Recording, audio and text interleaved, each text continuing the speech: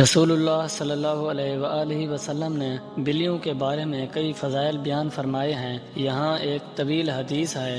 رسول اللہ صلی اللہ علیہ وآلہ وسلم نے فرمایا کہ بلی ایک خوشنما مخلوق ہے اور اللہ تعالیٰ کو بہت پیاری ہے۔ یہ پاکیزگی اور معصومیت کی علامت ہے۔ اگر بلی تمہارے گھر میں داخل ہو جائے تو اگر بلی آپ کے ہاتھ کو چاٹ لے تو یہ اس بات کی علامت ہے کہ بلی آپ سے پناہ مانگتی ہے۔ اور دوسری روایت میں ہے کہ رسول اللہ صلی اللہ علیہ وآلہ وسلم نے فرمایا کہ بلی اللہ کی محبوب مخلوق ہے۔ یہ رحم دلی، ہمدردی اور رحم کی علامت ہے۔ اگر کسی گھر میں بلی موجود ہو تو یہ بد روحوں کو بھگا دیتی ہے اور وہاں کے باشندوں کے لیے برکت اور خوش قسمتی لاتی ہے۔ اور ایک روایت میں ہے کہ رسول اللہ صلی اللہ علیہ وآلہ وسلم نے فرمایا کہ بلی ایک معزز مخلوق ہے، اللہ تعالیٰ کو اس سے بہت محبت ہے۔ یہ فضل، خوبصورتی کی علامت ہے۔ اگر کسی گھر میں بلی موجود ہو تو یہ وہاں کے باشندوں کے لیے خوشی اور سکون لائے گی۔ اور ایک طویل روایت میں ہے کہ رسول اللہ صلی اللہ علیہ وآلہ وسلم نے فرمایا کہ ایک مرتبہ ایک بلی نبی کریم صلی اللہ علیہ وآلہ وسلم کی گود میں بیٹھی تھی اور وہ رگڑنے لگی۔ اس کا سر اس کے سینے کے خلاف ہے۔